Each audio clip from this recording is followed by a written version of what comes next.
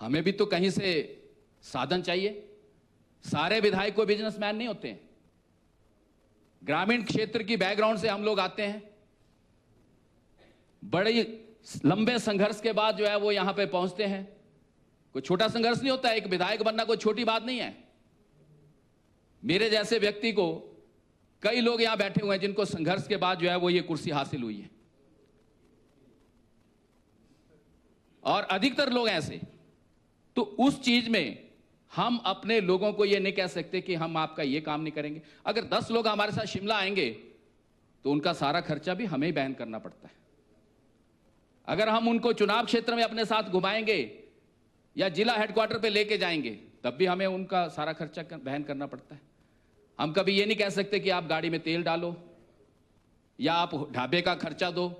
वो सारी चीजें हमें मैनेज करनी पड़ती हैं। तो इसलिए हमें जो दिक्कतें आती हैं उन दिक्कतों को मद्देनजर रखते हुए दोबारा मैंने राजा वीरभद्र सिंह से बात की। मैंने कहा हमारे खर्चे पूरे नहीं हो रहे हैं, हमें फिर अपने उधारी लेनी पड़ रही है घर में, और यहां तक कि हमारे कई विधायक जो हैं वो बैंकों से भी लोन लेते हैं। मेरे ऊपर भी आज अभी तक 25-30 लाख रुपया लोन है, और लोगों के ऊपर भी होगा, क्योंकि हमें खर्चे मीट आउट करने पड़ते हैं। हम बाहर नहीं बोल सकते कि हमारे साधन नहीं है या हमारे पास पैसा नहीं है।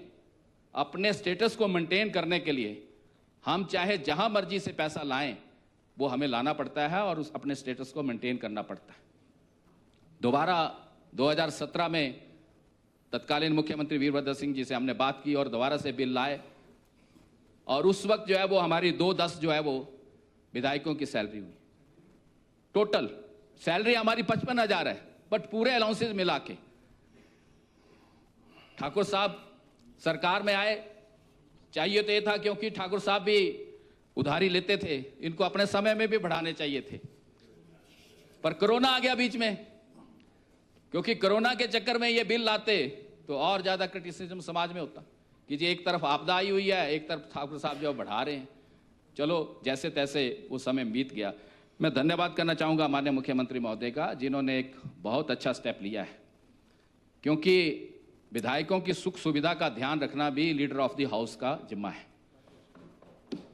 पार्लियामेंट में पिछले दिनों सम्माननीय मोदी जी ने बिल पेश किया और 24% जो है वो हाइक दी, और उन्होंने तो एरियर दिया है, 2023 से एरियर दिया है, 2 साल पीछे का एरियर भी दिया है कि जो पार्लियामेंट के सदस्य पीछे रह गए हैं उनको भी दिक्कतें आई होंगी, उस दिक्कतों को मीट आउट करने के लिए उनको एरियर भी उन्होंने दिया है। पर हम एरियर की बात नहीं कर रहे हैं, पर हम तो आपका धन्यवाद करना चाहेंगे। और भी दूसरी असेंबलीज ने, हिंदुस्तान की बहुत सी असेंबलीज ने यहां तक कि 100% जो है वो हाइक दी गई है। आपने एक बहुत अच्छा स्टेप लिया है, क्योंकि अगर हम लोग साधन संपन्न होंगे अच्छी सेवा कर सकते हैं, पारदर्शिता रहेगी। मीडिया वाले भी लिखते हैं, व्हाट्सएप पे अभी चल रहा है, ये तो चलता रहेगा, लेकिन चलाता कौन है? जो खुद पैसे लेते हैं, जो खुद अपने हाइक करवाते हैं, जो खुद पेंशन लेते हैं। आज हमारी पेंशन को बंद करने की बात कौन करता है? जो खुद पेंशन लेते हैं वो लोग बात करते हैं।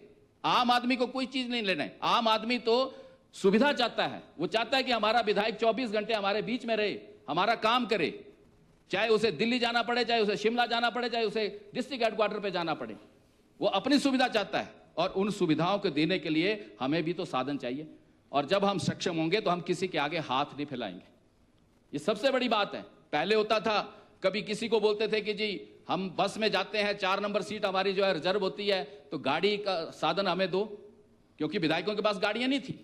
लेकिन पिछली सरकारों में जब लोन की व्यवस्था यहां पे की गई तो मैक्सिमम विधायकों ने लोन के जरिए गाड़ियां ली। अब जब हम लोन की गाड़ी में चलते हैं तो भी कईयों को प्रॉब्लम होती है। तो ये तो गाड़ी हमारी 80% जिंदगी जो है वो गाड़ी में जाती है। 80% जिंदगी। मैं स्वयं अपने आप को बोलता हूं, मैं एक दिन में 2-2 बार शिमला आता जाता हूं। सुबह आता हूं 4 बजे, 10 बजे शिमला पहुंचता हूं, काम करके वापस जाता हूं, फिर वहां से 6 बजे फिर जाता हूं और रात को शिमला में सोता हूं। 80% हमारी लाइफ जो है वो गाड़ियों में है। अगर हम अच्छी गाड़ी नहीं रखेंगे, अच्छी गाड़ी नहीं लेंगे, तो कहीं भी कोई मिस हैपनिंग हो सकती है। तो अच्छी गाड़ी आज के समय में 50-60 लाख रुपए से नीचे नहीं आती।